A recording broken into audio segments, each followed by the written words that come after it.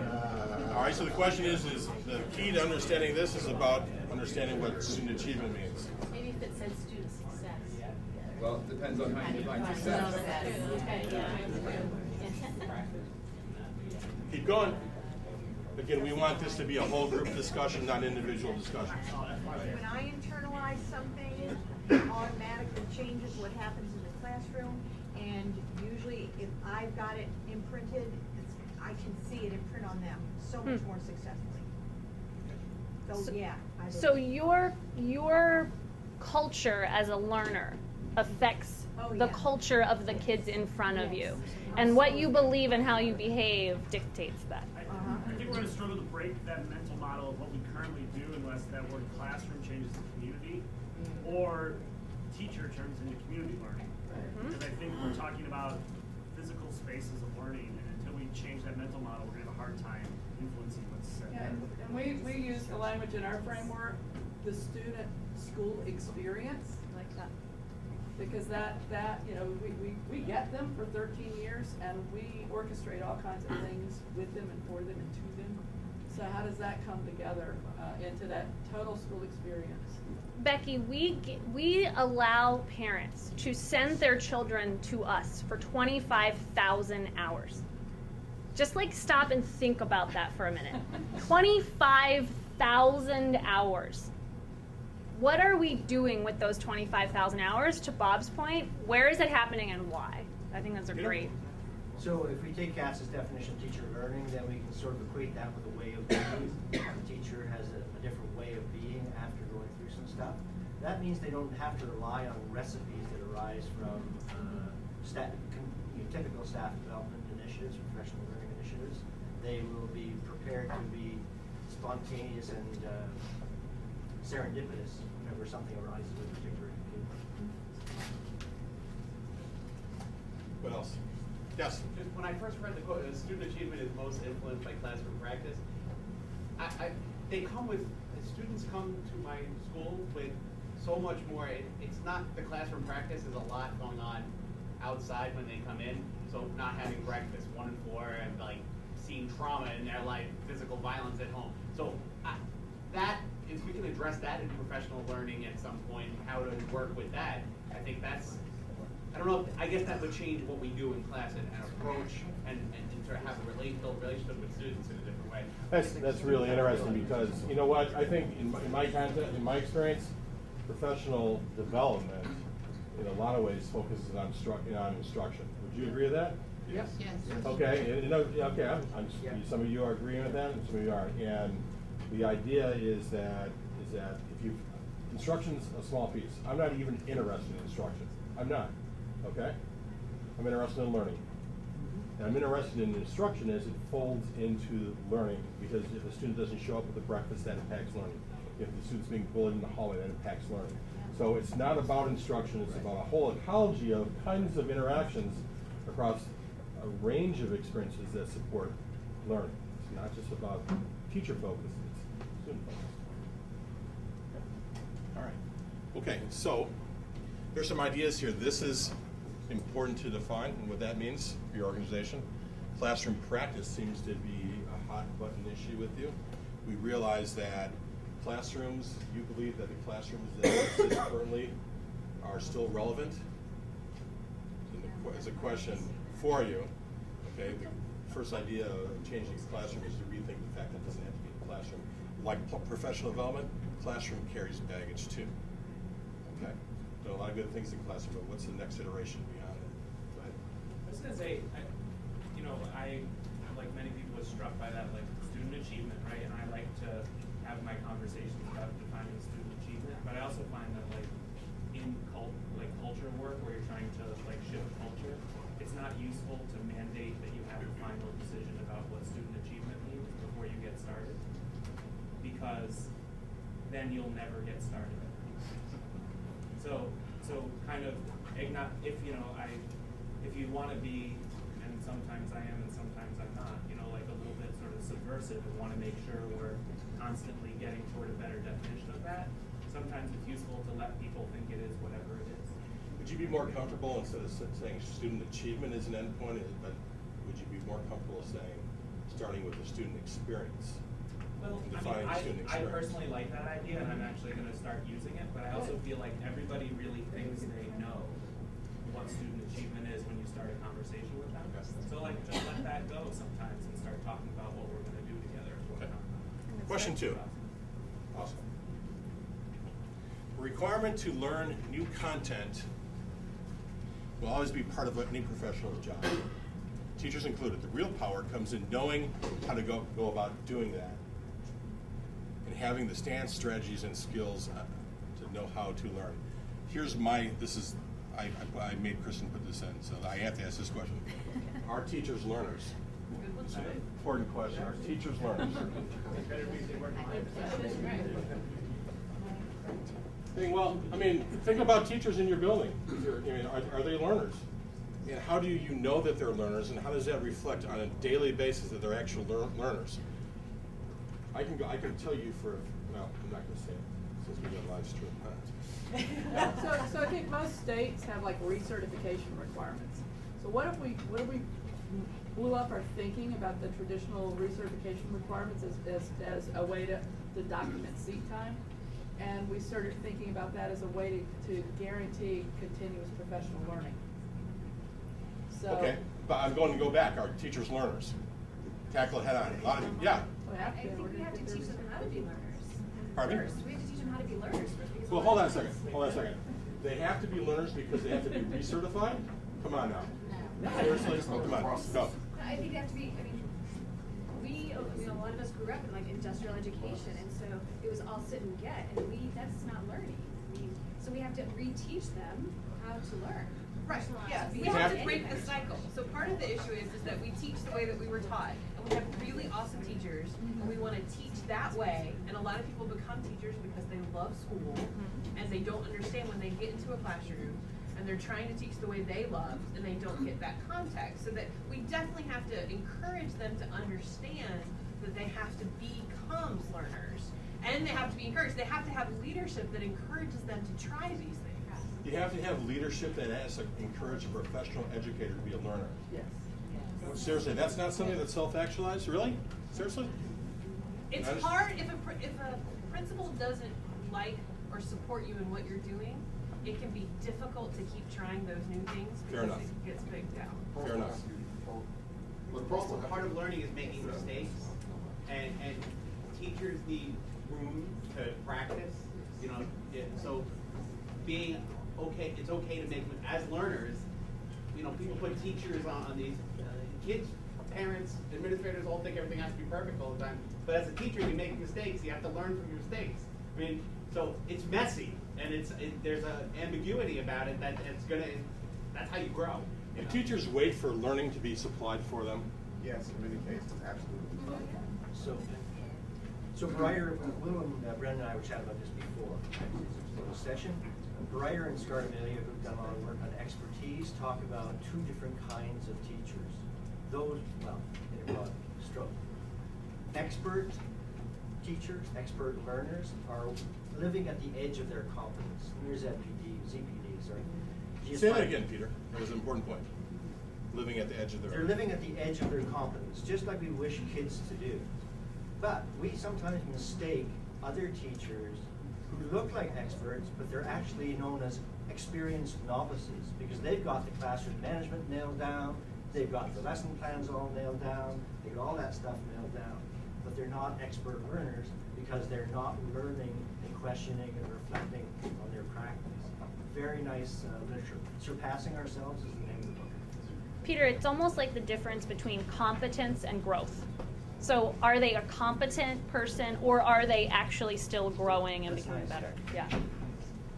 Okay, go. I think all teachers, all people are learners. It's up to the individual. But I think the important verb switch there is: are teachers empowered to be learners? And I think that's where the PD, we haven't gotten that far right. We're encouraging, but it's not necessarily to the right end. All right, so that's a really interesting idea. So it says right now it's encouraged, right? There's a difference between empowerment. We'll come back to that. We've got a question associated with that. Go ahead. Rebecca, yes. I think for me and for us, our question was the idea of being a learner. I agree that I think we all are, but the question was, do we value the learning that has to take place in this professional space? Because if you say say you're a learner, I learn things all the time. But how do I apply that in what I do? And how do we value that? And that has been the real question for us. Where will we go next? Oh, back up. Rich and I back here, we were having this conversation. And I always like to think in these conferences, what resonates with me and what do I resist? And we were really resisting this idea that teachers need to be taught how to be learners. And we were struggling with why were we resisting that?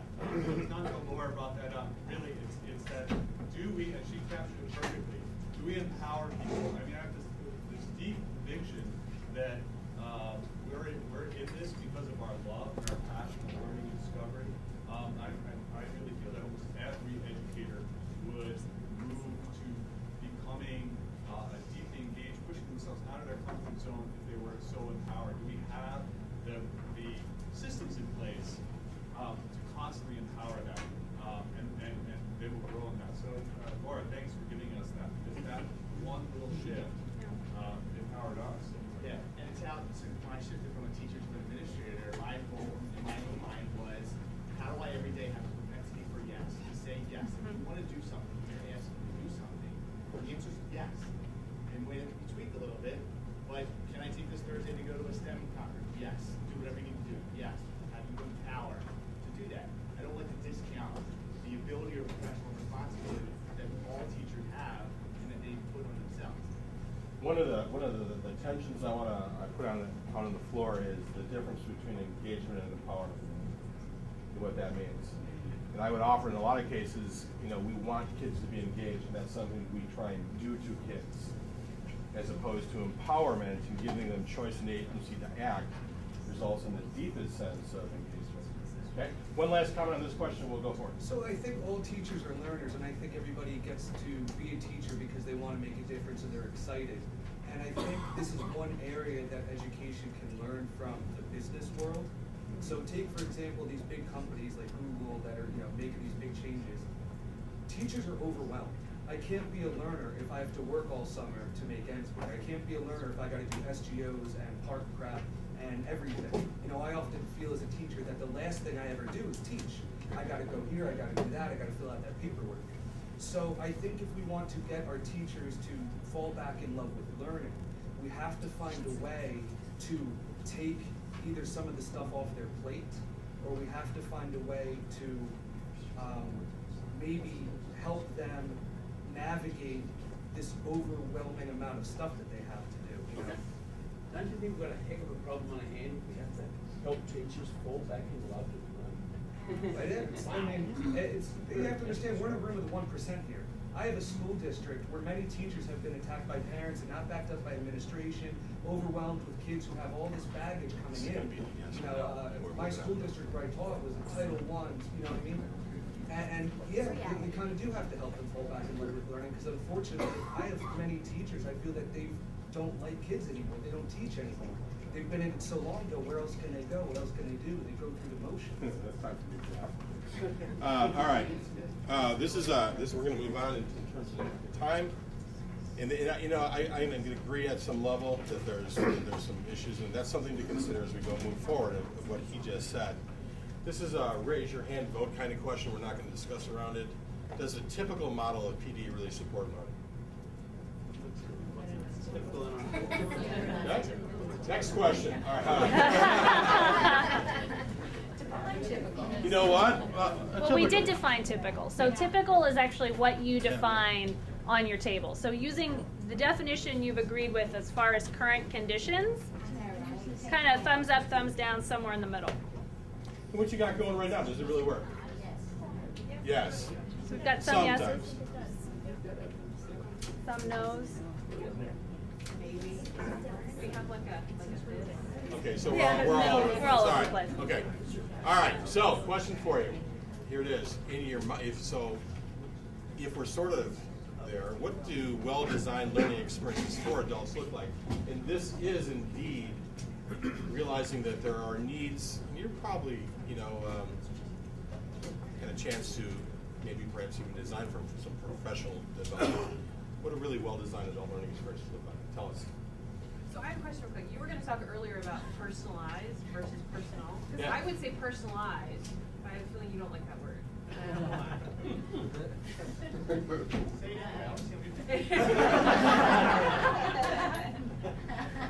Active. I see in Twitter all the time, I see in the social media circles, in the conversation, is that really a goal is to personalize learning. I can't stand it, okay? Can't stand it. Because again, that's describing for the learner what they're going to learn. And it assumes that learning takes place in school from 8 to 3, and they never learn on their own, and I got to personalize the experience. You may completely disagree with me, but the notion of the personal kind of experiences is when I choose on how to act and behave and what I learn as a learner. I have control and agency as a learner, so that I understand that we're going to have to build learning experiences for students, and it's personalized, and that's good, okay? But it stops there. The conversation does not continue on to say, how do we really create learners that have the capability to learn for themselves? So well-designed what? Why are you saying no? You don't like students that learn on their own? No, I do. I'm a firm believer in personalized learning, and I've seen it work in our school. I'm not saying it doesn't work. I'm not saying it's not important. I'm saying it's not enough. No. Is part of the problem here is that we're beating the curiosity out of both students and teachers all at the same time? Because it seems to me like the best adult learning experiences are things like maker camps and things that are not necessarily directed towards you are going to learn how to do a better lesson plan at the end of this, but things that are more exploratory and let people play with ideas, because it then affects other things. And that's why this conference is so great. There's people from different walks of life and are there, and it brings the new ideas in, because sometimes it's so siloed. PD might be better if you went for a walk in the park and then talk about it afterwards than necessarily do something else. You know what I mean? So we just kind of came off of a really long break, right? Most of us had about a week or two off. How many of you rediscover, over those winter holidays, hobbies? Like, how many people are like, oh my gosh, I forgot that I love to knit, right? Because as soon as you have white space, what do you immediately do as a human? You gravitate towards learning, going back into doing some of the, baking, cooking. I see it all over my Instagram and Twitter feeds. So I don't know if necessarily there's any need to make teachers learn. I think every person as a human is a learner and naturally curious. But for me, one of the things I've noticed is that sometimes an adequate amount of white space is needed before people will actually jump into that learning. So for me, designing a well-designed adult learning experience involves stepping back and saying, here is a space for that to happen. So, can I jump in? So, I'm not a teacher, I'm a parent, 25-year Army guy, 20-year Army guy, 25-year Intel guy. So the difference that we have in this experience is we are active with coaches and mentors, and we use those terms differently. We are huge in mentors. We find people whose experiences are different but complementary to ours. And we enter into this protege mentor piece with people who are seniors to us. And when we develop these personal and professional development programs at a very personal level, mine, because I own it, it's mine, it is always with that same, go for a walk, go sit and gather, and think about it, but you always have 1, 2, 3 old, wise curmudgeons who are there to talk with you about where you're going on your quest. It's not about buttonology, how do I write this lesson plan, how do I work an iPad. It's the bigger, broader things that are more complex to it. And that piece about having space to sit and gather your head, there is a complementary piece to it. You don't know what you don't know, and you need an advisor who's further down the path to talk to about it. I like that. And there's a piece to PD that needs to have that in education. I like that. How do you actually build in an experience, if you're designing an experience, how do you build into that opportunity for creativity and innovation? Question I get asked all the time. I'm going to make a suggestion for you. You leave gaps in experience. So when you're looking for establishing wonder and curiosity in experience, you're intentionally designing gaps. The the learner fills in on their own. It's a really intriguing way. Billy, you had a comment? I second we did dovetail onto what you just said, but is there a reason why we're articulating between well-designed learning experiences for adults and well-designed learning experiences just for everybody? And second is one of the ways to, I think, actually create those gaps that you're talking about is to actually let people define what it is they want to learn and how they want to get there. So I think when you talk about the agency, and agency needs to be fair with autonomy, and I think that's, kind of gets to well-designed learning experiences. But is there a reason why we're defining these as separate or these different? Is that a question to me, or? Anyway, yeah. But I mean, like, adults versus kids. I mean, I do think that there is research that shows that adults have slightly different needs than kids because of all the experiences we've had as older humans, but that's relevant to topic. And I do think that one of the things that I've seen specifically for adults is that if it's not social, we're out. We love social. I've just seen that in a lot of the research, but I think that a lot of those things echo all the way through. And they're just perhaps emphases that happen at different levels of the spectrum. So I think it's sort of an arbitrary distinction. Take more comments. Go ahead, Jeff, and then we'll come over here. So, I mean, it seems to me, and building on what Bill said, that at heart, well-designed learning experiences are about respect and trust. Nice. Begin with that, and they begin with respecting what the teachers are bringing, respecting their time, respecting their space, respecting their ability to define what it is they need to know. And that actually seems to me works just as well if we're talking about all learning. Yeah. I think there's a lot of similarity between adults and kids in their learning. It's almost with kids, they're almost more of a clean slate. You don't have to break down the barriers and build them back up again. But I've been thinking this out. All of these questions, as we're talking about them, really are talking about good learning or learning experiences, and it's the same. It is, yeah. Okay, one last time. Mine was actually more of a question because you started to talk more about like the white space, and I didn't know if you were going to talk more about that. I'm intrigued by like the liminal experience, like who you were before, and that transition into who you will become. And there's something about that space that I think that leaders need to appreciate and don't often. I think that there's also, kind of going back to the gentleman over there in the green, a sense of crisis. And so I think about like a hierarchy of needs, so to speak, in a learner. And I know as a student, my students, when they're in crisis, can I expect them to learn? And there is definitely an element of crisis in schools right now, where what can I do as a leader to take those elements of crisis away so that my teachers can get to that level where they can learn, but then also appreciate that space that takes time, that might take money, it might take getting away like this. I don't know. All things I'm thinking about that white space. Just really fast. There's a great quote by Einstein who says, "I never teach my pupils, I simply create the conditions under which they can learn." And I think that's what we're talking about here, right? How do we create the conditions under which learning can take place? And I don't know if that's empowerment as much as it is simply, again, freeing up white space, whatever you want to call it, but making cultures in schools that allow for learning to happen in self-directed, self-organized ways. All right, we've got one more question in the interest of time. Really quick, go ahead. I just want to say, there's like a real bias in this conversation towards like self-directed learning.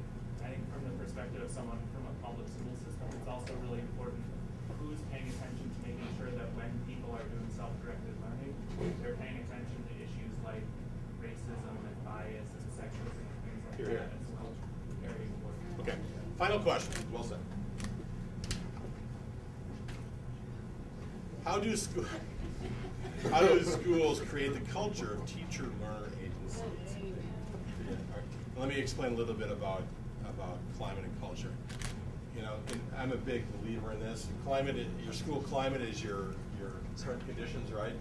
The state championship changes your climate. The death of a teacher perhaps changes the climate. There's lots of things. Adding a one-to-one program changes the climate of your school. The culture is the nuances, the ceremonies, the pageants, pageants, the language at your school has its essence of what you are, and it takes years to develop, okay? So the question is how do schools take that step? I mean, we're talking about shifting what we believe PD to be. That's a climatic change. That's what we're saying. We're gonna do it different tomorrow, okay? So how do we take the steps to ingrain that, ultimately take steps forward to culture? Wise leadership looks at a change and scaffolds the steps required to make that part of cultural condition of the school. So how do schools create that culture? So I'm a new administrator this year, and I'm playing around with the ideas of appreciative leadership. And as I was sitting here thinking, hearing all of you, I'm kind of asking myself, in my practice, how many times am I asking people, what have you learned lately? Or what have you tried that didn't work? So the questioning piece is what I'm really working on, and I'm wondering. No, when you said that, I a lot of you know David Warlick, and certainly look at him with a lot of honor and respect. David used to start all his presentations off with what he learned the night before, or the day before. And what a great thing to do every day in class. Last night I learned how to change oil in my car. Really unrelated. Again, reinforcing the notion that you're a lifelong learner. So appreciative leadership. Okay. So I think the nice phrase out of that really mentions the ask-tell ratio that you use with your staff. Ask-tell ratio. Yeah, so you should be like 90% ask, 10% tell. Or You agree with that? 90% ask, 10% tell? Yeah. As a leader? That's what I'm trying to work on. Interesting. How do you feel about that? How do I feel about that?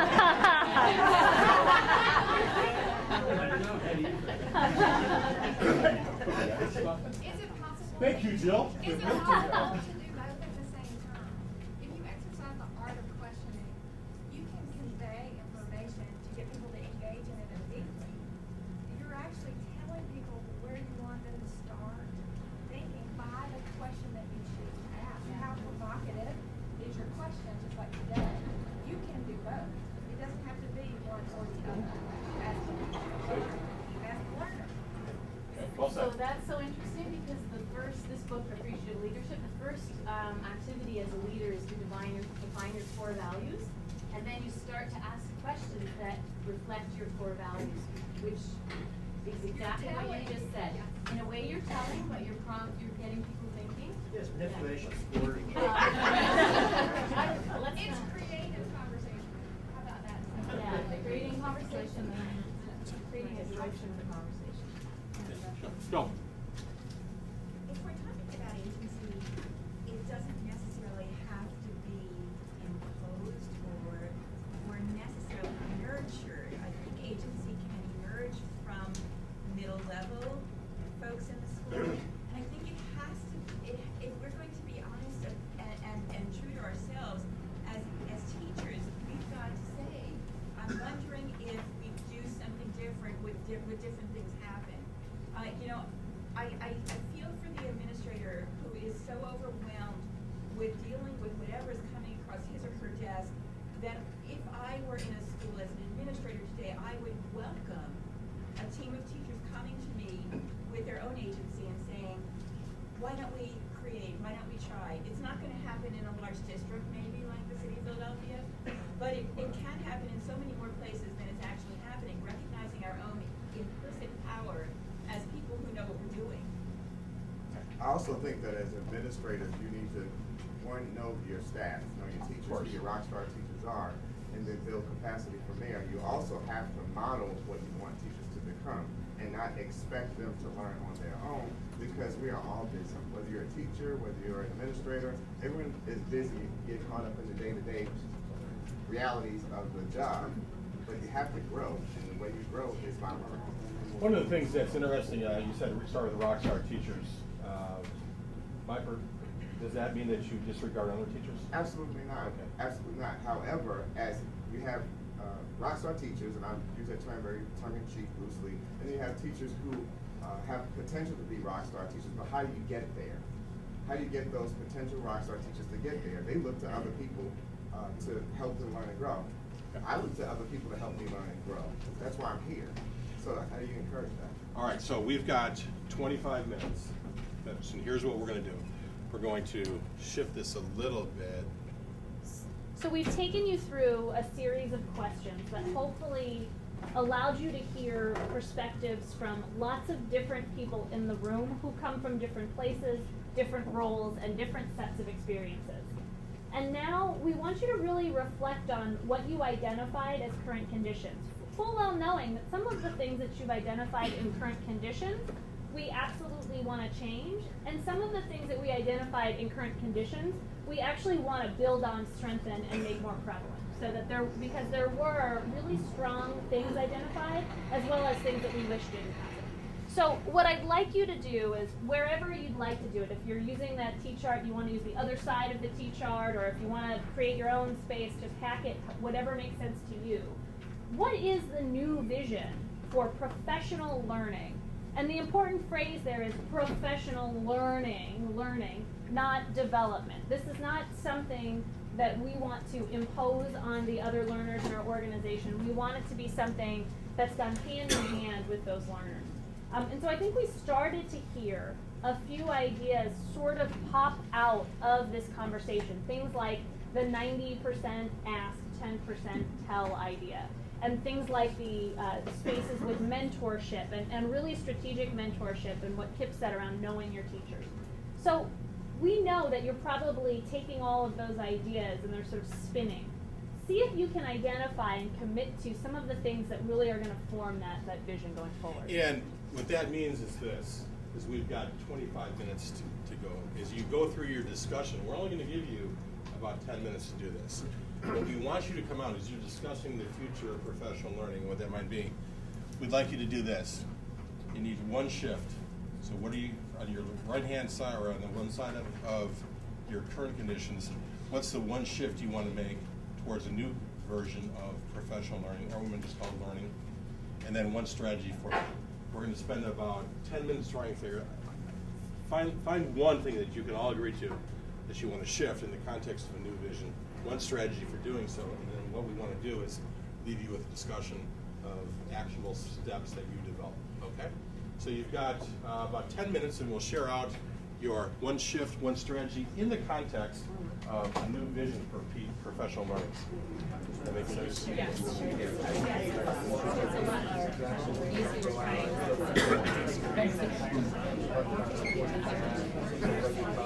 is. It's certainly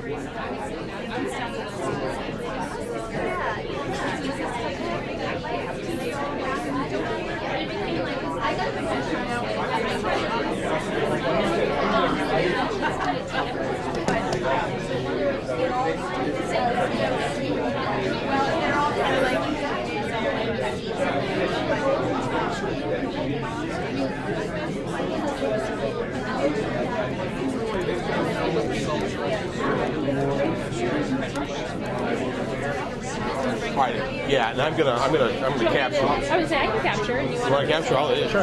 I can facilitate. Yeah, why don't you do it?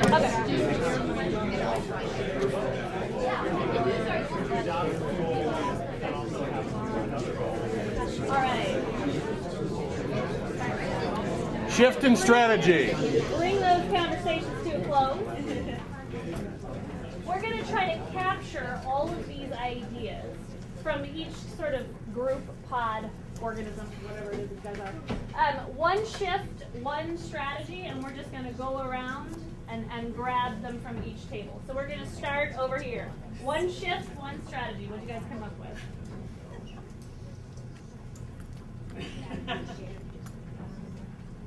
We really talked about school culture and how if you really want to make a plan for change, we felt like you had to begin with those small steps over a long period of time. And we talked about like the number one thing being giving your faculty the ability to take risks, and failure being leading to success and not necessarily failure, and not being penalized for that through evaluations and all those other things that everybody should do. Love it. What are you guys thinking? So we went a lot of different places, but I think one of the places we kind of landed is like maybe it's not enough to create the environment where teachers can personalize their learning, but the expectation that they do. And some of that has to do with modeling it and sharing it and everyone being accountable for that happening. So we talked a lot about like when we develop personal learning, finding ways for people to share that with others so that you're building that culture through the idea. And there's no judgment necessarily on what it is you've chosen to learn or what you've chosen to share. It could be a new knitting stitch that you learned. Like that could be it. But trying to get more to that professional side. But I mean, yeah, I guess we went a lot of places and I wasn't very succinct, so. Got it, all right. Now this table has like a very complicated chart and all kinds of things, so the expectations are high. What'd you guys come up with? There's like a web and a chart. Yeah, we were kind of doing a lot of different things too. Me personally was shifting this mindset from professional development to learning. It's not something done to you, it's something that you do as a community to improve student experience. And my strategy that I took away was we have to model what we want that to look like, what we want great teaching to look like from administrators and teachers. And we have to share that with other people who share our experience. Group in the back. Phillips group, I don't know. You guys want to share out? One shift, one strategy?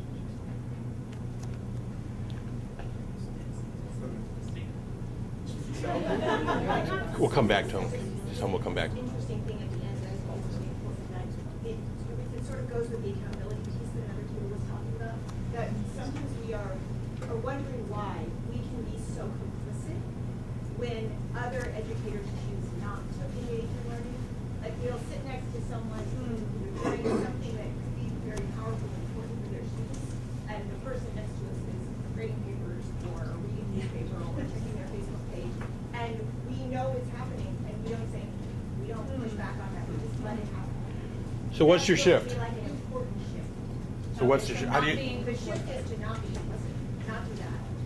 You get what you tolerate. Yeah. Let's take somebody from on this side. Oh, go ahead. Oh, I was just going to do this group, but go ahead. Yeah, no, please. Go ahead. So we like packed the whole, so Janet, we're going to go back, share this with David's not here, just implement the unique paradigm. So this is our shift. So our shift is create that menu and have faculty generate the menu, then have our in-house talent develop the professional learning, then have people select, and then have them come back and review it and say, all right, what do we want to add to the menu? What do we want to take off? But create that education scheme. I think that what we looked at is maybe the shift from how we look at teachers in the learner part and the asking question part. And I'm in Ohio, and we have the Ohio Teacher Evaluation System, and a part of that is knowledge of students. And the teachers are supposed to, at the beginning of the year, to have a learning style inventory.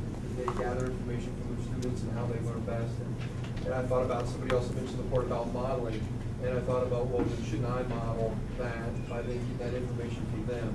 And then tie that into, about that 90% asking questions and then ask questions more. And if we get that information, wouldn't that make the professional learning more meaningful to them? So what was your strategy? So the strategy was to shift to that how I look at teachers and how we're going to ask. And do an inventory for teachers. This table over here. You guys? Well, we can pass on you if you guys aren't ready. Whitney, you want to go? That's okay. We were talking about shifting towards tolerating uncertainty, so everything doesn't have to be sort of pre-programmed, and then rewarding the process rather than just the outcomes. Honoring that process. So professional learners basically need to get their shift together? That's a mic drop. Thank you for coming today. We appreciate it. I just want to add, when you talk about the competencies, it's important for your teachers as an administrator to know that you make mistakes too. And it's okay, because a lot of the times they're scared or they don't want to because they want to please too. And when you can go in front of them and say, you know what, I did that, and I didn't do it right. It's okay. I learned something from it. And I think that's just going to help them feel better about learning stuff and getting those thoughts off the way. Yeah, and I think it's all about it. I think language is so critical. So I think that if we start to message to people at the beginning, we're going to try this. Here's why we're going to try it. Here's what my expectation is. If that expectation doesn't turn out, we're going to revisit this. And staying true to that, being transparent. The first part of change, in my opinion, is having a language that can support change. And so if you don't have the words and the ways to talk about change and what that means, then you'll never get there. That change is a framework for moving forward. Any other groups that didn't get a chance to share? We were speaking and Oh yeah, that's okay. No, just to kind of reiterate, one of the things that a recurring thing was to encourage risk from our teachers and to also look for opportunities so that the professional development is ongoing and know that that may not necessarily be during the course of the school day. I really like the emphasis that I heard today on risk, because I think that oftentimes, and you see this all over, you hear this ability to emphasize failure, but success is a really important part of learning, right? So it's more about taking the risk, knowing that failure is a potential outcome on the route to success, than it is about the failure itself. So I love that emphasis on let's encourage people to take risks and then to identify those consequences and then move forward from that. Because if you're just failing and you're not getting better, it's not really a good situation to be in. Becky? So there are a lot of systems and structures in place that we could be exploiting to set better conditions for teachers to engage in professional learning. And that's where my comments about like Virginia's recertification system. There are so many ways to exploit that in favor of, to advantage teachers who are professional learners. And I think that we've got to look at those things that people blame and figure out how to leverage those things. So if we listen to folks, we ask the right questions and see kind of what a teacher perceives as a barrier to doing something that in the name of professional learning, and then figure out how we can go after that and flip it around so that now we've taken that excuse away and they can now leverage that somehow, like recertification, like, you know, trying to think about it, like the division initiatives that are going on. I've got all of this noise around me and you want me to be in control of something? You know, so how do we do that?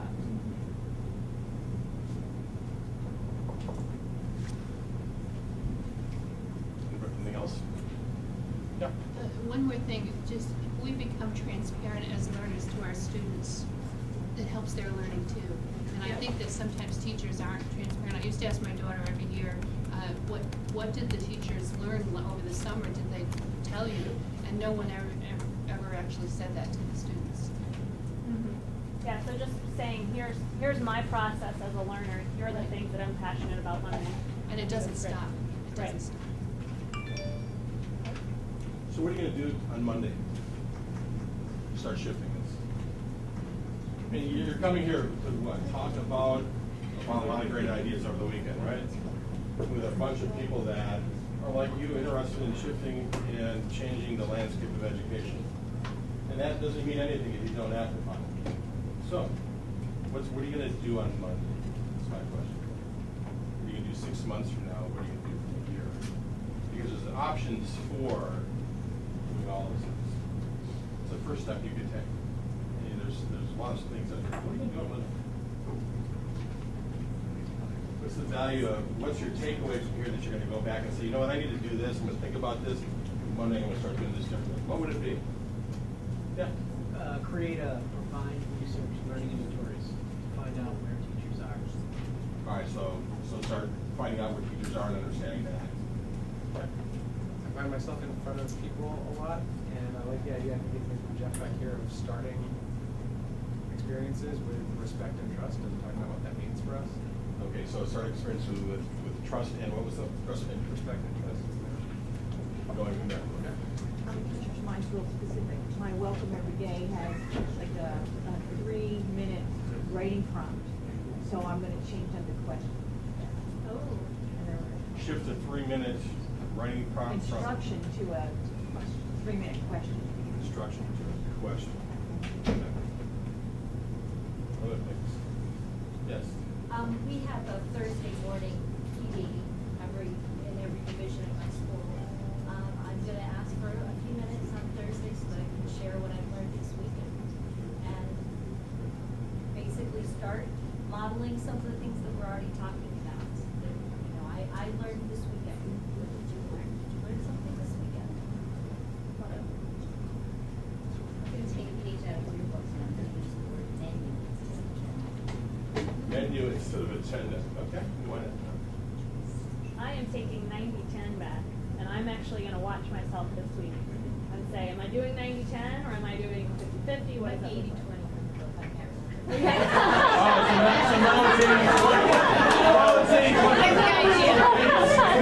Ladies and gentlemen, that's supposed to be 80. No, like this afternoon, I think it's like 54. You're right. Watch yourself. Yeah. That's what I'm trying to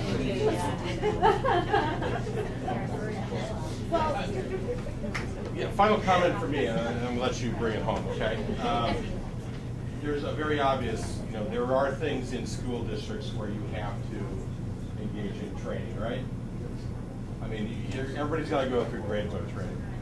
And you could discard one word, it would be that word. I would think training is something you do to dogs, not professional educators. So that's one thing. There are some things we, as educators, we have to learn as a group, right? Okay. The question is, that's easy to do. That's nothing that's magical or that's nuts and bolts. Learn this stuff because it helps us about how we function. The true change occurs beyond that. And the shifts necessary is not, you can't take that model of training and put it into that idea of learning. Because in my mind, that's, you know, we're all going to do that, it's fine. The interesting question is what happens over here when you start talking about the opportunities to deeply engage people as learners and how that translates into a learning organization. Right now, is your school or school district a learning organization? And how that manifests is it manifests in creating a student experience where they become capable of having the skills and dispositions as learners, right?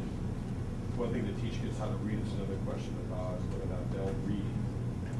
It's a difference between skill and disposition, right?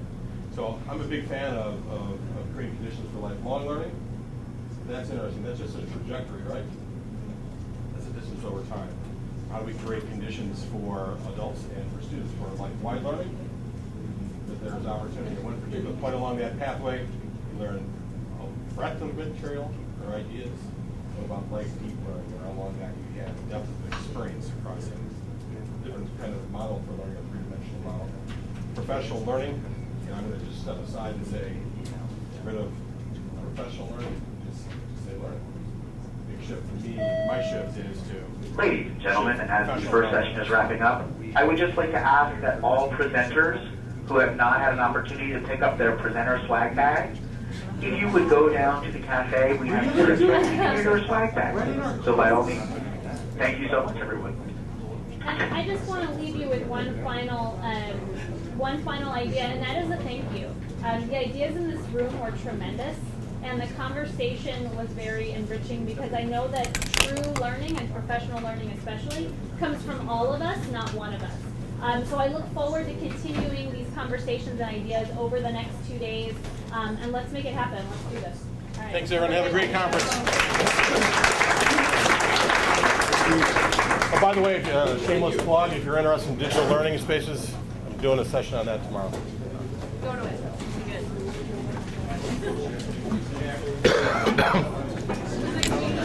Good.